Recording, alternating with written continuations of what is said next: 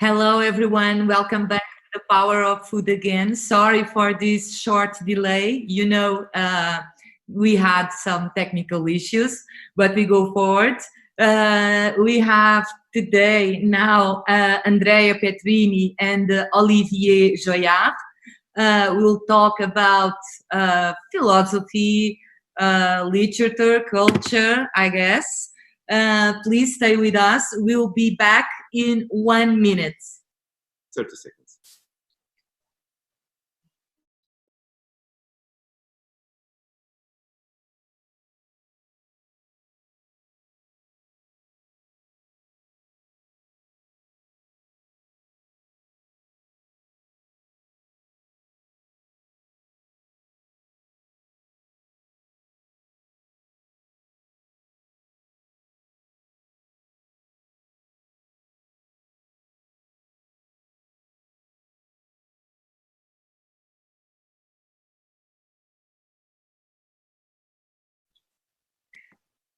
Here we go again. Thank you so much to stay with us. We'll have now a talk that I don't know how it will happen. Let me present you, first of all, Olivier Joyard is currently screenwriter and journalist at Les Inrecuptibles. He worked at Cahiers du Cinéma and L'Équipe, and is also a documentary director, having recently directed L'Amour Food. And then, who the fuck is Andrea Petrini? he's a special friend. I don't know how to describe him. He was director of that, CEO of that, but I like to say Andrea is our enfant terrible of gastronomy, and you will know him right now. And Andrea, let's begin. Andrea is chair of judging panel of World Restaurant Awards, European Food Summit creative director, and Gelina's road manager, which we brought to Lisbon with him for the second time in 2019. Guys, thank you so much for joining us once again. I'll leave you do the talk between you two. And let's see what happened. Just like that. Yeah. Just like that. What have you been thinking? What have you been doing? Actually, we didn't do much. We just spoke 2-3 times, me and Olivier, this morning. Yesterday we exchanged some notes, but no, we didn't prepare anything in special. Did we, Olivier? We talked about silence. Our first idea was to do 1 hour of silence because everyone needs to shut up right now. That was our first thought. I think so, yeah? Yeah, but someone did it before and only for 4 minutes and 33 seconds. Yes. Said maybe it's not a good idea. Yeah. But nevertheless, personally, I kept asking, hey, why do we have to talk? What do we have to say? Why me? Why Olivier? Why us? Why everybody nowadays is talking all the time, feels the need, the obligation to talk, to explain, to share, and stuff. I said, hey, of course, Paolo and Anna, I'll be there with you because you're special friends, etc. But you cannot imagine the number, even during the night, the number of people who send messages and say, hey, can you please join a Zoom talk on the what's gonna happen next in this world, in the world of food. But what the fuck do I know? We don't know. Nobody knows, right? Do you know something, Olivier? Do you have a clear vision of what's gonna happen? Of course not. Of course not. I have this. There's something strange in France right now, which is the most popular show on TV is a cooking show. It hadn't happened for, I think, I don't know, 50 years or since Raymond Olivier on television. And, it's Cyril Lignac, very nice guy. I mean, he's okay. And he's doing a cooking show live from his kitchen in his house every night around 6:30 or 7, and it struck me that it was not, he's doing like, you know, pestos or pasta, or he's cooking like any kind of food with other people. It's exactly like us right now. It's a Zoom, but it's live on TV, and, you know, and 3 million people watch it. And so I had this sort of small revelation, which I knew already, that it wasn't the world that I want to live in. If the new world is cooking shows live from chefs, you know, kitchens, I'd rather not be part of this cooking world. It's not that it's bad, it's just that it doesn't inspire me anything. But even more than that, you're talking about Cyril Lignac, who is a French chef, and even he's a nice guy. But today, which day is it? It's the 5th of May. Do we need to talk? Do we need to talk to Chef Mauro, Chef René, Chef Massimo, Chef Alex, Chef Paul Bocuse? Do we need to relate to the figure of chef? Is the figure of chef really relevant to get a clearer idea of what we are living today? I don't have a clue of what is going to happen next week when we are going to start unlocking down the country. I've been talking to a few French chefs. Nobody knows, but not only that, I've noticed that since we have been locked up, I've been using social networks much less than before. And even when I called Chef Massimo, Chef Mauro, Chef René, Chef Paul Bocuse in the other world, I did it very reluctantly. I mean, it's a very delicate situation. Our lives, maybe we've just discovered that our lives are even more fragile than what we assumed before. So when I called Chef Mauro or Chef Olivier, maybe I noticed that we don't talk about food. Hey, how's the restaurant? Yes, of course. What are you doing? I'm cooking, I'm doing delivery, or I'm testing with my people, etc. But maybe we talk more about, hey, how are your daughters, how are your family, what are you reading, what do you do at night when you can sleep? I watch television, I listen to Johnny Cash, I read John Le Carré or whatever. Maybe this thing, probably it's the only positive thing when I talk to some of my friends, is that the conversation is less social and more intimate in a certain way. And it doesn't necessarily turns around food or the future of restaurants, say. But it's not exactly what I feel, maybe because I go on Instagram all day, and I should stop doing this because it's just too much hassle after a while. But it seems, we've talked about this a little bit, like a new kind of food porn is rising, because at a time where there is a pandemic and a disease, and of course we want to talk about food. Some people want to talk about food, and we all have to eat, and we're very sentimental about the loss of the restaurant experience, which I understand. I'm not here to judge anything, but it becomes completely surreal. I like when chefs share their own recipes for very simple food, like takoussekin in Paris, like egg cream, stuff like that. Some very simple, basic stuff, or gyoza, or things like that. It's like, it's another way of doing a cooking show or transmitting something. But when we talk about gastronomy, the idea of fine dining, I don't know which world we're talking about. I don't feel that it's any relevant. It makes me feel like, 50, 60, I don't know, 68. In France, there was May, same around this time. There was this big revolution of students and workers.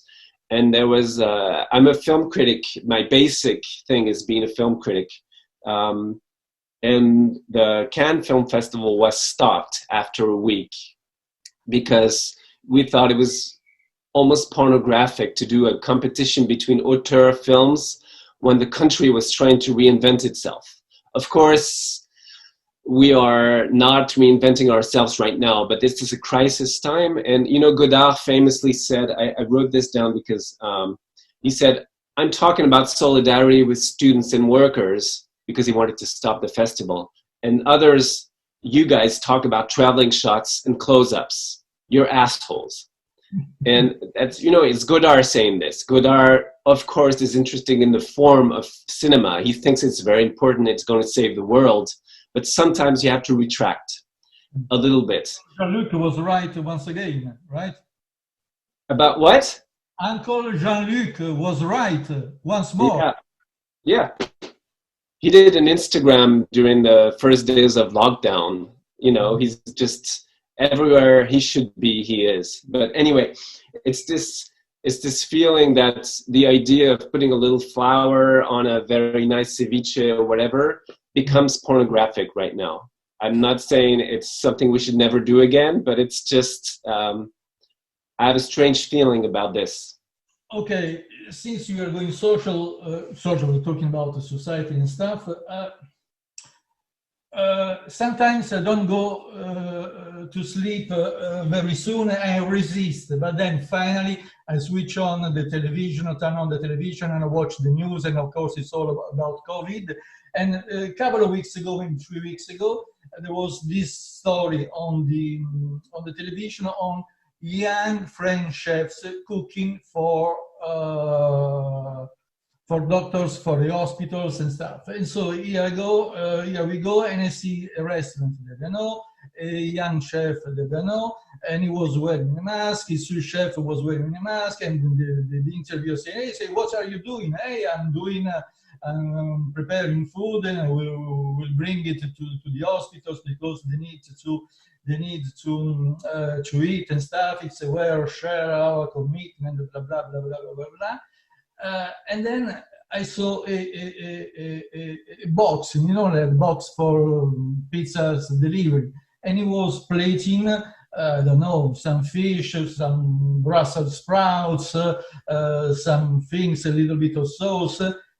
And he was adding the final touch, the final leaf, using tweezers, like in an old-fashioned restaurant of the previous world. And actually, I've been to his restaurant a few times, and I never saw him using tweezers. And that thing felt so pornographic. Is it because he was using tweezers, or because he was just the subject of a television thing, a television report on the young chefs cooking for showing some solidarity? But it felt so wrong, so pornographic. And actually, there's another chef, a nice girl, and a few days ago, she complained in an interview about all the other chefs that do work, they do something for the community, for the hospital, etc. But at the end, it turns out like a self-publicity, like a publicity for themselves. Is it because it's media, it goes through the medias?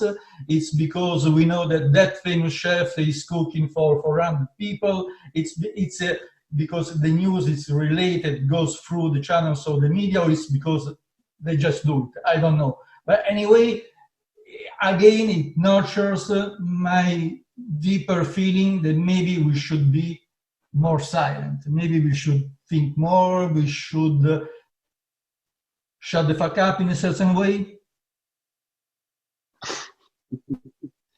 I really agree with that. And it's also typical.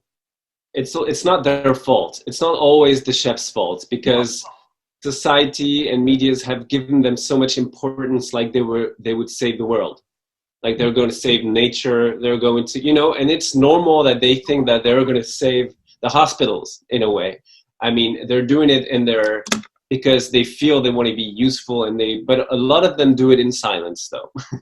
I know a lot of chefs who have been delivering pizzas, very good pizzas there's a way of doing it and of self-reflecting on but the social importance of the chef, you were talking about this a little bit earlier, Andy, and we're going to talk about it more, I think, but it's really become theater in a way. The fact that you think you can rely on a chef today to save the world appear in its, of course, I believe that food saves the world in a way, but chefs, because they use local produce or things like that, very, I don't think they have such a political and social importance that they think they have, or people make them think that they have. That's so, and it comes to light right now. It's obvious that this period, this time, those times can revelate. They act like a revelation, like in photography. You're in the dark room and you see the image coming. Yes. And now it's even clearer than before that they have been playing a mandatory game, a mandatory play, a role that has been tailor-made for them. And I would never ask, hey, how do you plan to save the planet? Hey, how do you plan to work for a better future? But in these days where nobody has a clue, I think that probably the most advanced minds are the ones who said, hey, we are locked up, we don't have any money, let's do something. Okay, it's not our real food, we cannot replicate our real food, but let's invent something. Let's do takeaway, let's do a delivery. That's probably the most advanced, the most forward thinking that have come up to. But yeah, sure. No, I understand also that chefs cannot be forward thinking right now. I understand that deeply because they are scared. Some of them are going to lose their restaurants. But aren't you scared, Olivier? Yes, yeah. The But pandemic, that helps. job, or whatever. But they are scared specifically for their jobs and for the sort of way of life that they had, which is very hard to think about. More than the job. Exactly. Yeah, it's true. But it's like, Dave Chang said something in the New York Times recently, that he's been internalizing this crisis as some, it's as if aliens came from outer space to destroy restaurants. That's because Dave Chang has been reading William Burroughs, who wrote many times videos is coming from outer space, and also the Laurie Anderson song that she did like a tribute to William Burroughs. Yes, that's a good reference, but it's I understand the terrified state of a lot of people, which it doesn't help us think. That's pretty obvious. And what the most interesting thoughts that I've heard haven't really come from chefs. I mean, I haven't read everything and I haven't heard everything. It's more maybe, and writers are a little, I don't know, but there's a filmmaker called Christophe Honoré in France. He does, let's say, post-New Wave films. He does, some people admire him. I like him a lot, but what he talked about, he did an interview with a big major newspaper here, and he said something that I want to quote him because he said, I don't want to create out of these events. Like a journalist asked him, are you going to do like a script about what's going on? Is it going to inspire you to be a better artist or whatever?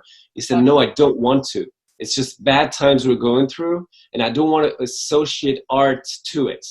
Mm-hmm. And, and he says it would be dangerous to romanticize this moment and, or say the creating could be an act of resistance, creation could be an act of resistance. He says, I really don't want to say that this pandemic will be by any means fruitful. It's a little bit nihilistic, but it's, I think it has an energy to it. also. And also, like everybody else is saying, hey, all things must change, all things must pass, like George Harrison's album. We are going to a new world. Maybe not. Maybe the new world will be a brave new world, like the book by Aldous Huxley, where everything is going to be even more framed, even more normalized when it comes in terms of creation. I can imagine. Okay, we don't know what's going to happen with fine dining, but I can see, and it happened in all the other previous crises. Whenever there's a crisis, whenever there's a war, whenever there's an economical crisis, food becomes more comfortable, food becomes more like the equivalent of a feel-good movie or a feel-good music. The so-called revolution of the French bistro, the neo-bistros, came up in France after the first war with Iraq in the 90s, as a reaction of, hey, a lot of people are on the dole, I'm not gonna cook a sophisticated or luxurious food. That's why we went back for at least almost 10 years to the old grandma's food. But at the same time, if you ask me, hey, when you'll be a free man again in a few months, hopefully, and you'll be free to travel and go to see Chef Massimo, Chef René, or Chef whatever. And if you ask me, would you prefer to go back to Noma in September and catch up the new fantastic, incredible vegetable menu, or would you prefer to go to Noma and see what they're doing, if they really do like a wine bar for a few months, the Noma wine bar, which is much more unexpected, much more like an open page, a blank page. I know for sure that the vegetable menu would be mind-blowing, but probably in this time I would rather go for things that are more fragile, less statuary, less accomplishing. Would I go and see the new heavy-duty Paul Thomas Anderson movie, or would I rather see the new Kelly Richards movie? That kind. Or Pedro Costa. Huh? Or Pedro Costa. Or Pedro Costa, which you do love Pedro Costa too, yeah. Right? Exactly. Low key.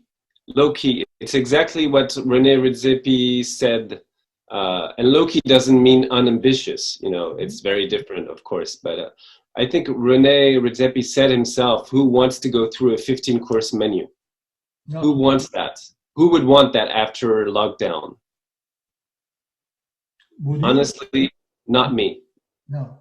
At the same time, you know, you feel that other people are waiting for things to just come back to normal and start back to business.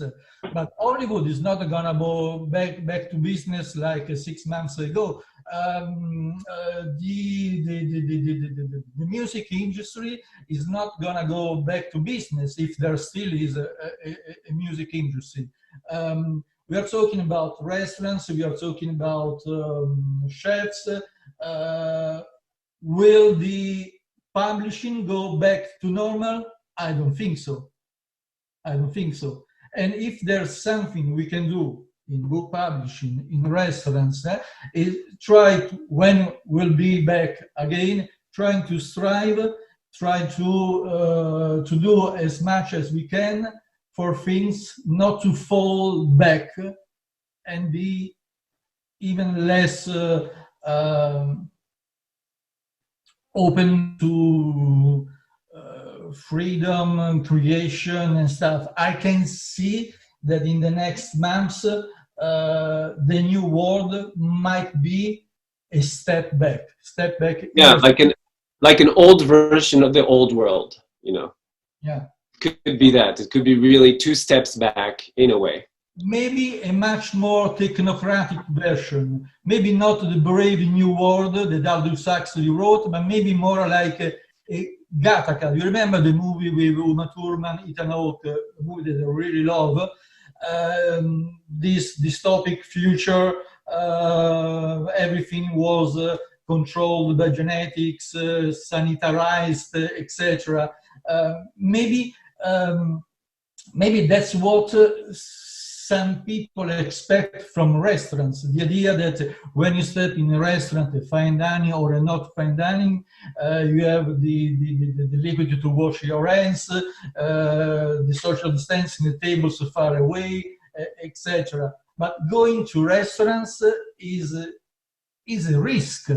It's a risk taking. When you read a book, you take a risk. When you go and see a movie, you take a risk. When you take a train and you meet a stranger and you go to bed with that stranger, you take a risk. The same thing should be when you go to a restaurant. What are you risking? You're risking of bad food. Who cares? You're risking of wasting time. Yes. You're risking of wasting money. Yes. But still, is going to restaurants in the noble sense should be risk-taking. Yeah. I would not give a sense to go to a perfectly predictable, functional. There's a word in English that I hate when it comes to food. And one time when that's going to be difficult. Discussion with Danny Bowie when he said, "Oh, this dish is very satisfying." What the fuck you mean satisfying? Don't you have a better word to describe that dish? Satisfying. It means that it makes people agree, satisfies, it fills you up, it fills your what you expect. But food should not just fill you with what you expect, should be unexpected. So going back to the restaurants, everybody's screaming because of this danger of the plexiglass booths. Of course, it's not going to be the sexiest thing in the world, but if for low reason they have to install plexiglass booths inside the restaurants, I've never been in prison, I've never been in a parlor. Maybe I would like to have a try. At least I would feel like Nastasia Kinski in Paris, Texas by Wim Wenders, or if we have dinner inside the booth and I was talking to you through the plastic glass, maybe it would be like being in a peep show. Could be interesting, could be at least unexpected. Would that interfere with my desire of food in the way I order stuff and the way I drink? Would it interfere with my relationship, my connectedness with the other people? That's something that never happened. Yeah, you're being romantic about experimenting because I'm scared. I'm a little scared that this is not going to be the way people take it. And I would love to, but it seems like yeah, well, yeah, the sort of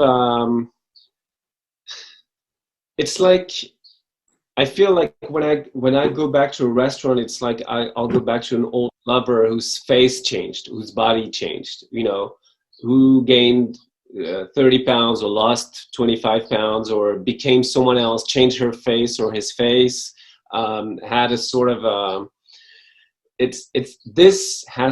we have to make it interesting, but it's not only the chef's duty. No. The chefs are here and they have, you know, I love this French critic who said, Louis Korecki,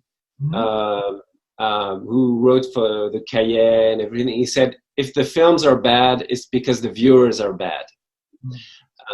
You know, he wasn't trying to put the blame on cinema as a great form of art, but saying we all are responsible for what we watch and what we produce as images. It's obviously the same for food, and that is something that I hope, even though hope is really in my vocabulary right now, but I feel like I want something to explode in me and in my relationship to food. I want to expect something new, because of course, if I go back and I have the same orgasm I had 3 months ago, I'm going to be bored after the second or the third time. You know, it's not going to work. Orgasm 3 months ago. Because Yeah, all the time. I'm very big at this. So. No, we were talking this morning. You didn't even remember the last time you went to a restaurant. Yeah, but I remember, because the last time I put in denial, but I remember a lot of times that I went to restaurants. So do you want to put music on, or do you want to keep talking? No, guys, I have to interrupt you. There's a lot going on here in the social media. We have a lot of comments and questions for you. I will read this comment because I think it's really cool. It's from Thelma Santos. Thelma, thank you so much for being there, as well as everyone who's with us at this moment. Thelma says, "Thank you, guys. First time I see and hear people talking about what is in fact important within gastronomy. Tired of people romanticizing these times. And of course, the importance of silence." Brilliant. I think this is a cool comment. Then we have a great friend, which is a guy from the business as well. Actually, he's our concurrence, is Paulo Amado. Paulo, thank you so much for being with us all these 2 days. I know you've been there the whole day yesterday. Thanks, and today. Paulo says, "Olivier, what about the new role for Joy in these new times?"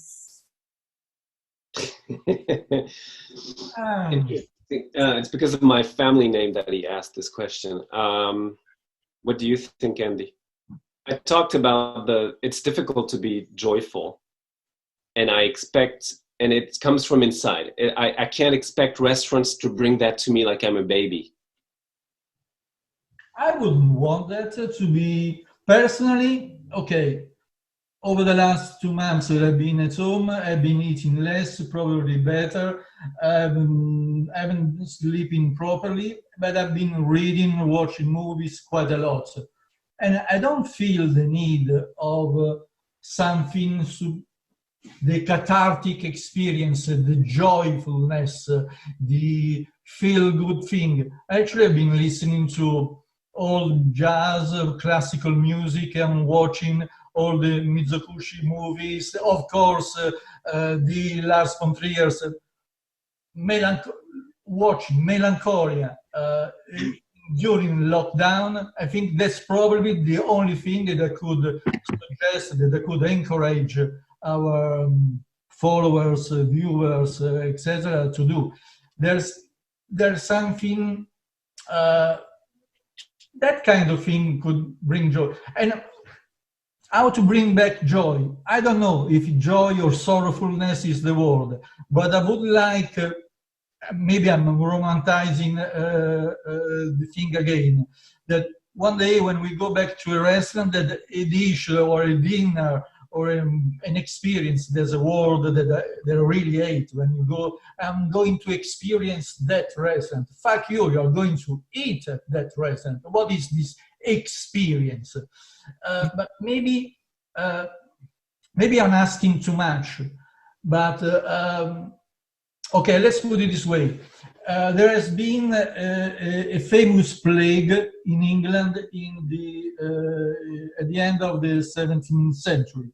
Daniel Defoe, the guy who wrote the Robinson Crusoe, Mont Flanders, etc., he published, first of all, when during the plague in England, he was 5 or 6 years old, so he couldn't remember much of that thing.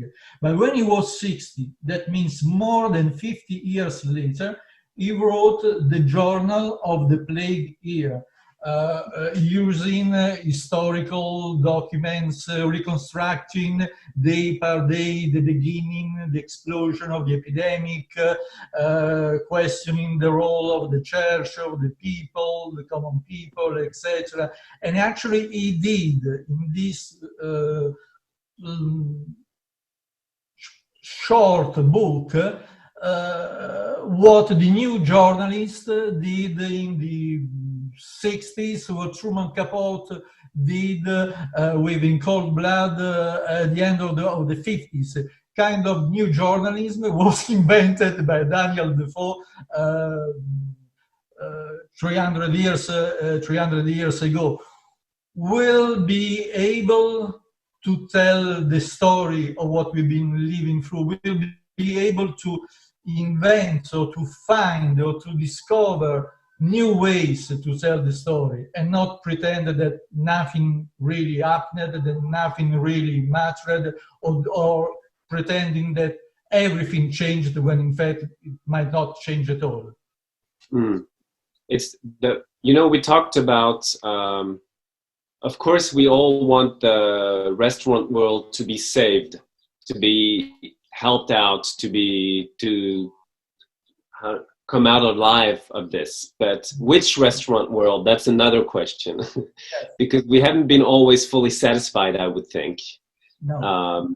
Personally, I feel I did this documentary 5 or 6 years ago when I thought there was still something booming, but I always feel the need to talk about things when they're coming to the top of what's happening. Yeah. So I feel like we've been going down from the neo bistro or the, you know, what happened since the beginning of the century, basically. And of course, I'm not trying to predict everything, but that's something we should really think about. Maybe saving the restaurants, yes, but which restaurants do we want now? Mm. Guys, we have 1 minute. 2 minutes. 2 minutes. I mean, maybe, okay, quickly.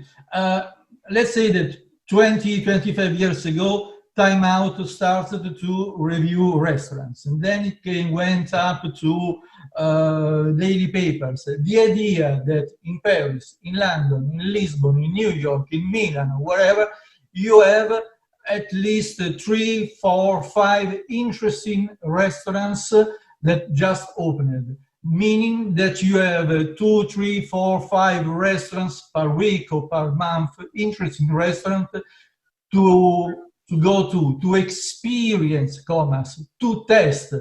Maybe we have all been part of this consumerism. There are not 5 interesting restaurants per month in a city or in a country. Maybe a year, if you are lucky. So why do we feel compelled? Why do we compel other people to go out for restaurants, to go out to restaurants, even when there's not particular reason? Are we really obliged to go there for more of the same? And maybe that's what might change, the little thing that might change at the end, if there's an end of this pandemic. Do we really want more of the same?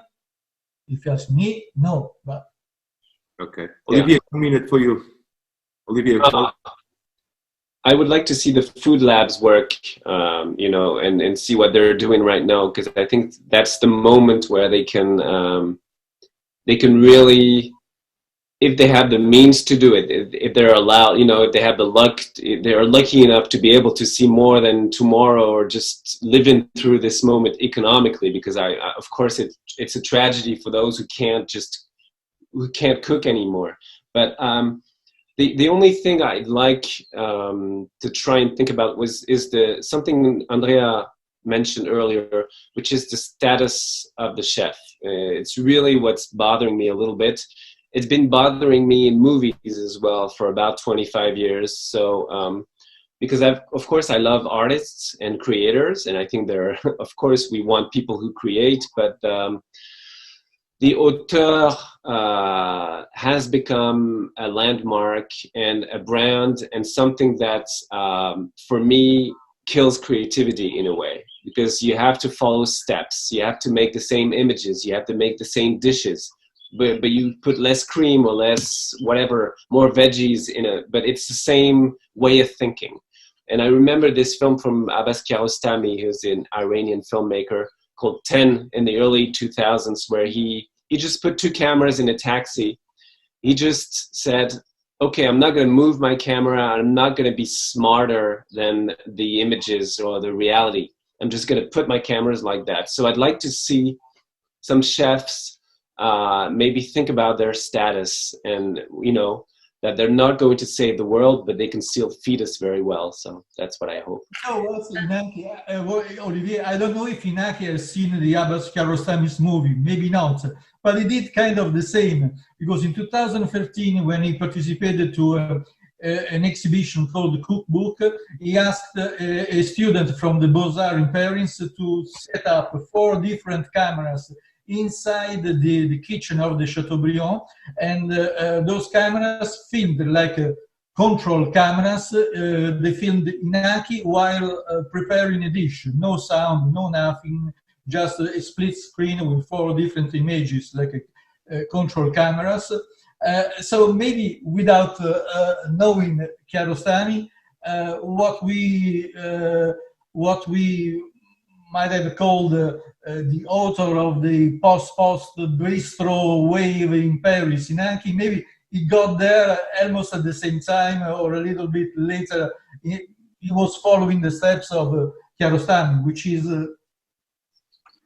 kind of an accomplishment, no? Don't you think? Okay, guys, we have to cut. Thanks so much for this informal and rich conversation. It was amazing talk about the Kiarostami 10 movies. You do like it? Yeah, I like him, yes. Amazing to mix art and food with you guys. Thank you so much, Andrea, to open an exception to be with us. We didn't know us, Olivier. Such a wonderful surprise. We will see us in Lisbon, okay, with a cold beer and some normal food, okay, or whatever. And we will be back, guys. Don't disconnect now. We'll be back at 13 at 1 o'clock Lisbon time. We'll be back with another talk, this time about journalism. We'll have Portuguese journalist Alexandra Prato Coelho from Público, Ben Mervis from Fair Magazine, and Howie Khan, a freelance journalist. Please. Thank you, Alexandra and Ben. We will. Please, guys, stay there. Don't go anywhere. We'll be here in 20 minutes. Yeah, time for a coffee. See you then. Bye.